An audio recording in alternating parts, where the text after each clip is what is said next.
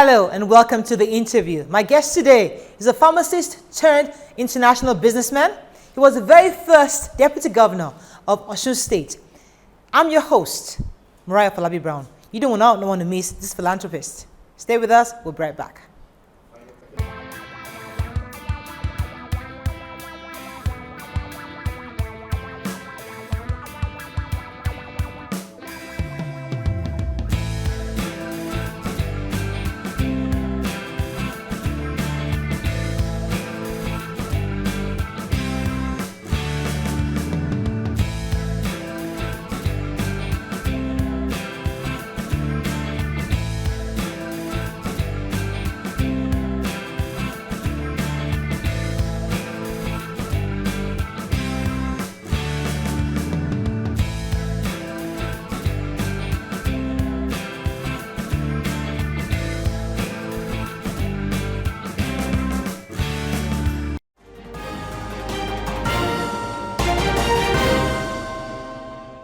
Welcome back. I have with me the chairman of ENL Consortium.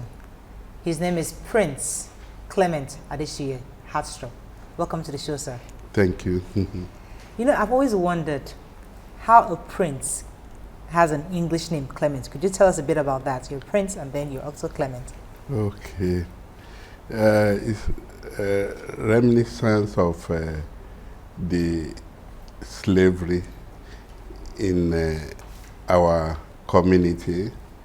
My great-grandfather was held as a slave to one of these European countries, and his master's name was Hofstra. Okay. And he was loved by this master who eventually adopted him, and you know, that's how he too adopted the name Haastrup.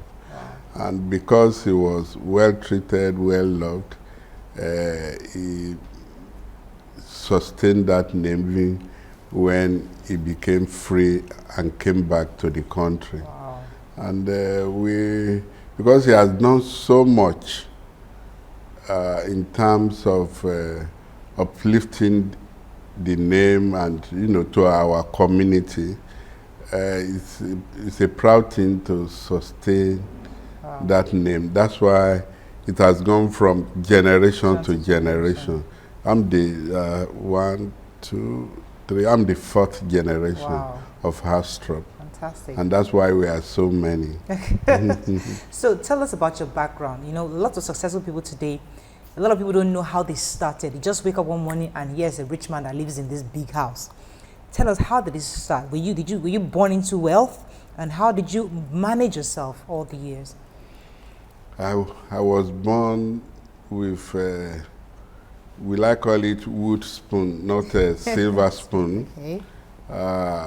Even though my father was a building constructor, that's why I too, part of my business is now building and road construction. Okay. And just like today, we can be swimming in money today, and when it's spent and no more contract forthcoming, it's like we are back into penury, and life will be hard, sometimes difficult to pay school fees, you know. But in critical times, I've been very lucky, which my dad even mentioned at that time. When it comes to paying my fees, you know, my dad, I've been lucky, my dad would be buoyant that time. Even when I was to be sent abroad, you know, he was very buoyant, and it made it very easy for me. But having said that, life was difficult. And there was no helper. So that really made me determined to work hard and ensure that my children, my siblings, get out of that level of poverty. And maybe because God sees my heart, that's why in His infinite mercy, He has blessed me to be able to take care of my siblings and also even impact on their children and also, on the society at large. Married 36 years, beautiful Dr. Princess Vicky Haastrup. And we work together. And people wonder how the two successful people work together seamlessly. Please tell us the secret of that relationship. Thank you. She's God sent. She's an angel that God has sent me to really support me. When we met, it was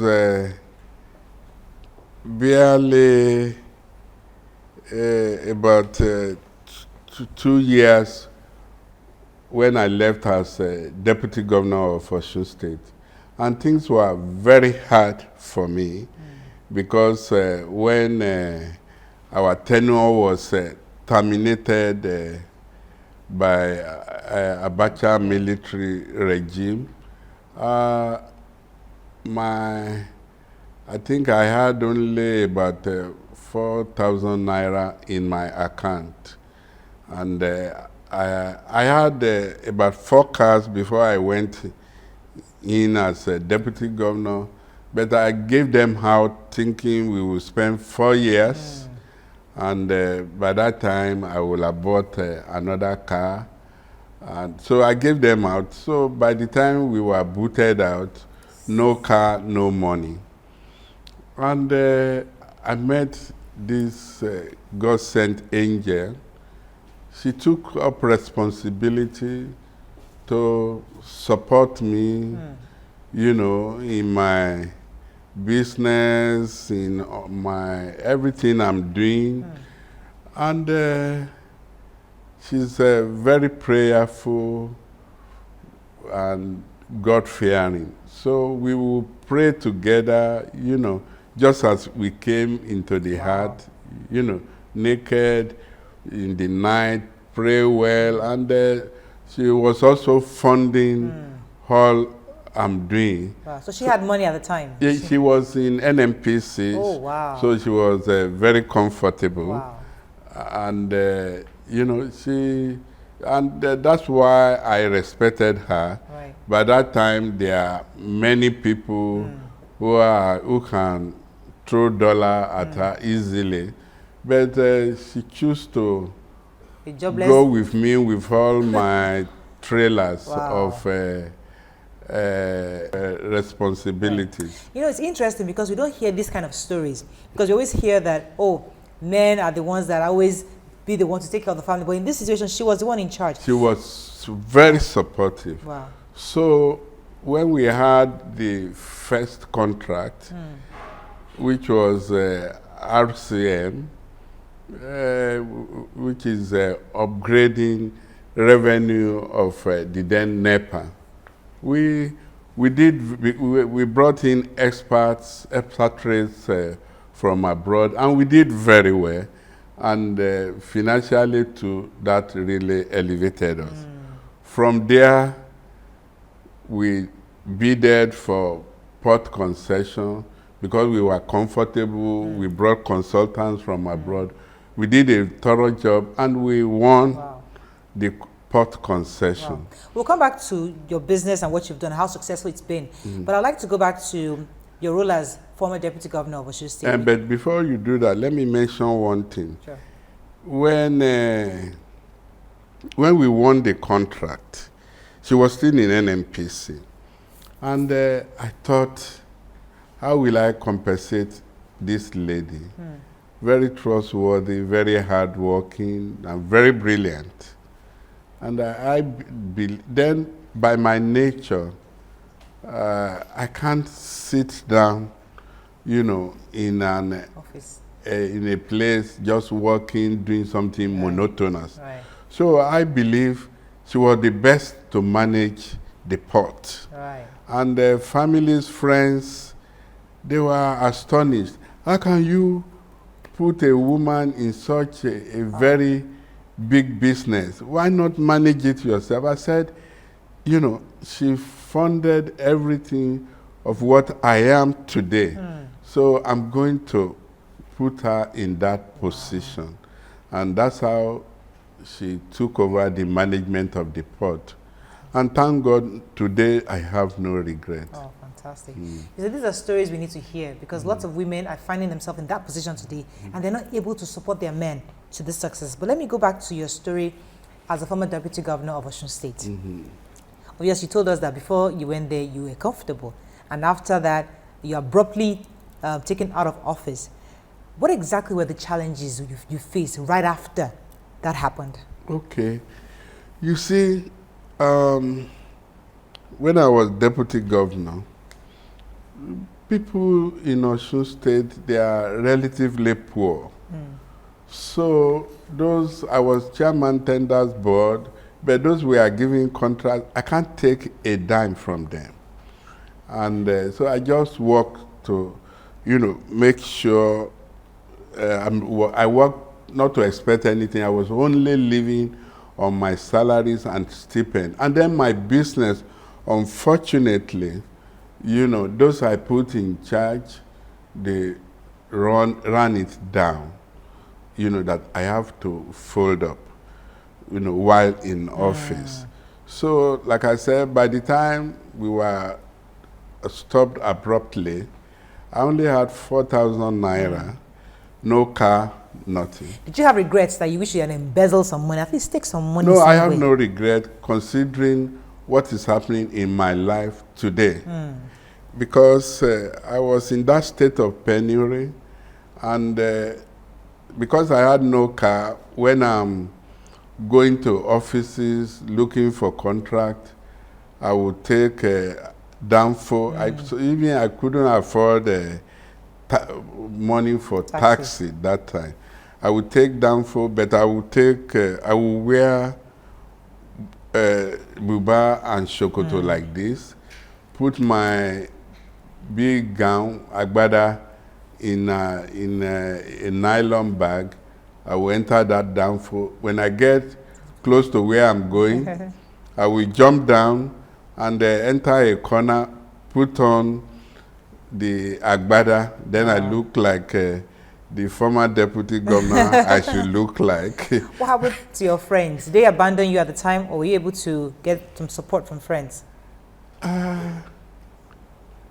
You see, I have friends, but I'm not the type that, I'm not used to appealing for support. You know, from the beginning, God has been so kind to me. I'm the one supporting people around me. So I'm not used to that, and it never even crossed my mind to seek for their help. Okay, we'll be going on a break for a few minutes, but before I go on a break, I need to ask about your wife, working as the MD of your company. Have you ever had a conflict with her where you're arguing on an issue and she's adamant about something? Have you ever been threatened for that? I need to fire this woman. This woman is doing the wrong thing. Did that conflict ever come up at some point? That's why I said there are two things. Yes. They said money is the root of all evil. Right. Then they also said it's sometimes if your wife is very humble, naturally humble, without pretending, you know, you have no cause to disagree with each other. One, in our businesses, all our businesses is either can sign. And there's no limitation. Wow. And since she has taken over, she has been so prudent managing the family's resources that eventually I even considered that aspect to her. That's amazing. You know, and she looks so, I mean, she did it so well. She takes care of my needs. She's treating everybody around me well, even more than I will ever think of. And as a result, we've been able to build up enough resources to expand enormously. Because, you know, you women, you are very prudent and you are very conservative. Let me ask you, what fuels the love? Because obviously, it looks, the way you talk about your wife, it's almost as if you just met her yesterday, that there's so much love, connection between the two of you. What do you do to feel this, to make it happier and to make it more interesting? What do both of you do together? She's very humble. Okay. She's very intelligent. Okay. And she's very honest. Okay. And when I do little things for her, even though we are working together building the capital, but she will, before our friends, she will kneel down to thank me. And then also, when you look at it, she's a very beautiful woman. Yeah. She has all any man will want. I have no other choice than keep on loving her like yesterday. Fantastic. Let's go on a break now. When we come back, we'll continue our conversation with Prince Haastrup. Stay with us. We'll be right back.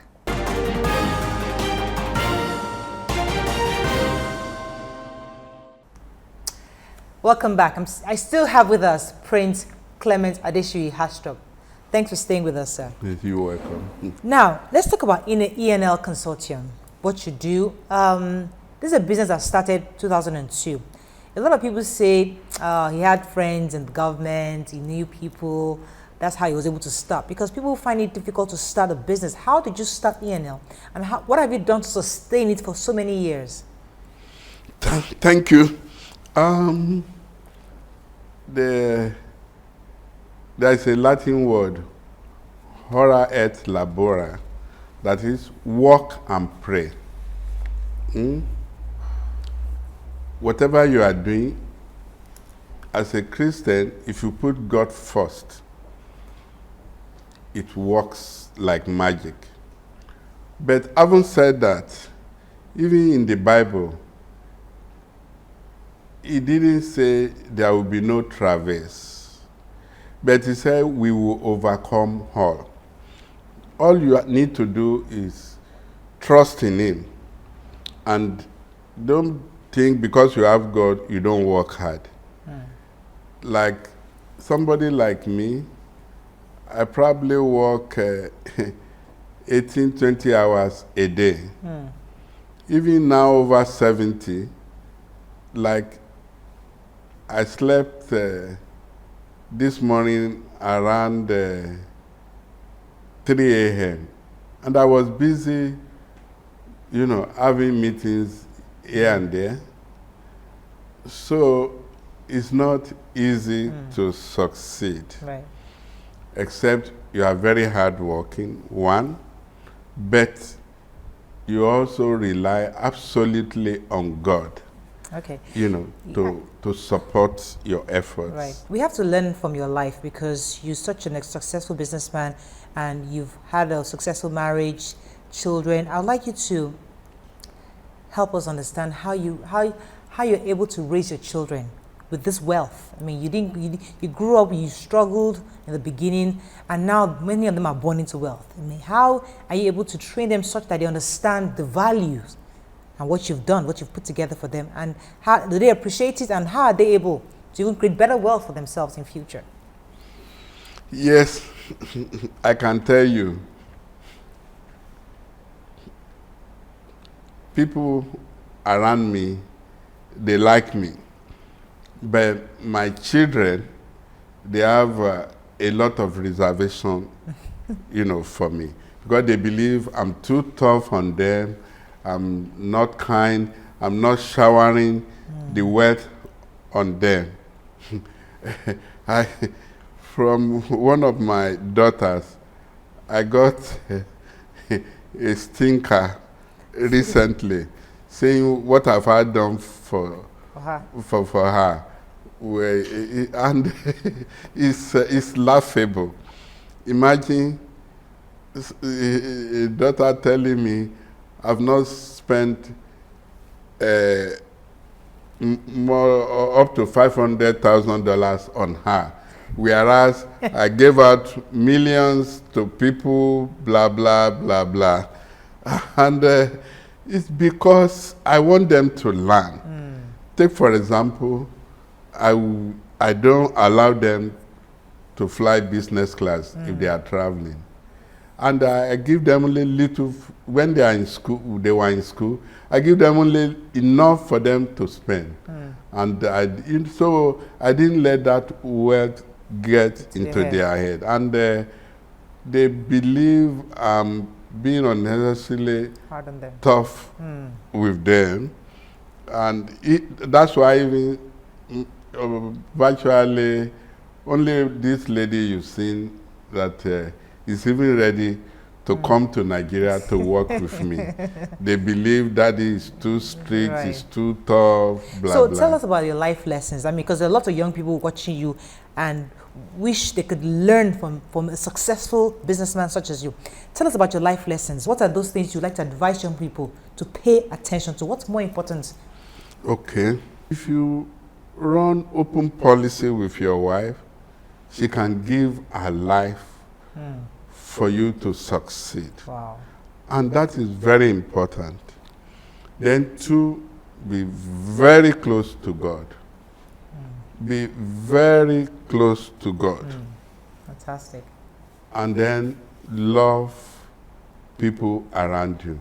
When I mean love, take care of their needs. Be kind to them. You know, do everything you can do to support people. Take, for example, we have about 6 drivers. By the grace of God, you know, we built houses for them. Wow. We've empowered their spouses to establish a business. Wow. And we constantly, then from the foundation, my scholarship foundation, the lower cadres, they enjoy, you know, the scholarship. Wow. So, and even... I think I'd like to apply for your driver to drive in your... I'd like to apply to be amongst the drivers so I can get a house. I'm telling you, that's fantastic. Tell us, how do you relax? How do you enjoy? Do you go on cruise? Do you like to party, drink? You know, what do you do to relax? Well, I go to cruise once a year. Okay. And when close family friends are doing parties, you know, I go. But I don't, you know, there's nothing special about going to parties because I don't take wine, I don't take alcohol, any alcohol. I only take water. Even my wife used to say that business is my first wife. I work hard a lot. Right. So as a result, I honestly don't have time to socialize. What's the secret to you aging gracefully? You look good, healthy, you look happy. What is that thing that you do? What's your daily routine, food and all that? I mean, first, my wife is doing all she can to make me very happy. She pampers me with anything. Wow. You know, she idolizes me. Wow. And I can tell you, as a pharmacist, that if you restrict yourself to water alone, 50% of your health issues, you know, are taken care of. Then, if you womanizes too much, you know, you are just,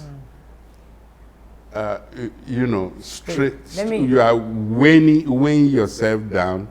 You are all the energy and all that is in your system to freshen you up. You are losing them. Thank you so much. It's been such a pleasure chatting up with you.